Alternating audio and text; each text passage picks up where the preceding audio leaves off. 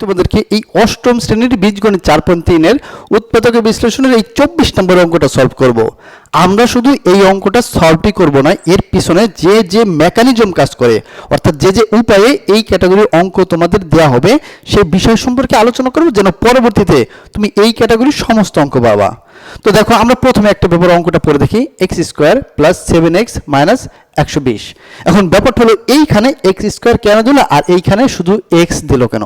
দেখো, তোমাকে প্রথমত মাথায় রাখতে হবে এই ক্যাটাগরি যদি মিডল টার্ম হয় তাহলে তোমার যদি প্রথমে এক্স স্কোয়ার থাকে পরে এখানে এক্স থাকবে, যদি এখানে x4 থাকে এখানে শুধু এক্স স্কোয়ার হবে, যদি এখানে x8 থাকে তাহলে এখানে x4 হবে। এখন এটা কেন হবে?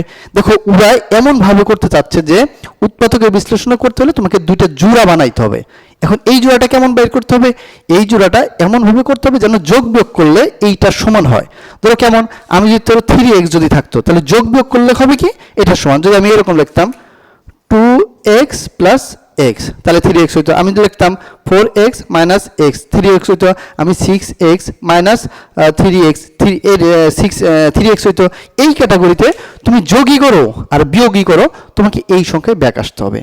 আবার ওই দুইটা সংখ্যায় যেই দুইটা সংখ্যা দিয়ে তুমি যোগ বিয়োগ করে এটাই ব্যাক করতে চাও, সেই দুইটা সংখ্যা গুণ করলে আবার এই দুইটার গুণফলের সমান হইতে হবে।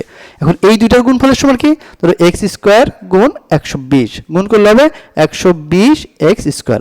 তার মানে এই যে মাঝের যে তুমি এই সংখ্যাটা ভাঙবা, দুইটা সংখ্যা বানাবা, যে দুইটা সংখ্যা যোগ বিয়োগ যোগই করো অথবা বিয়োগই করো, এইটা হবে সেই দুইটা সংখ্যার গুণফল আবার এই 120 এক্স স্কোয়ার হওয়া লাগবে। তাহলে আমরা অঙ্কটা আরেকবার করে দেখি।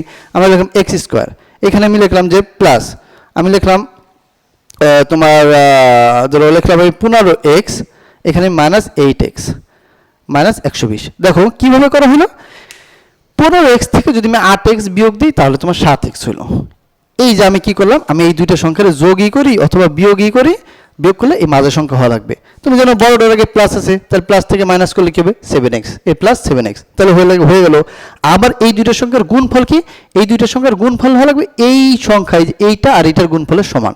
তাহলে তুমি 15 যদি 8-এর গুণ করো তাহলে 8 10 80 5 আর 40, তাহলে এই যে 120 এক্স স্কোয়ার। এক্স এক্স গুণ করলে 120 এক্স স্কোয়ার, আর 15-র সাথে 8 গুণ করলে তোমার 120 হইলো।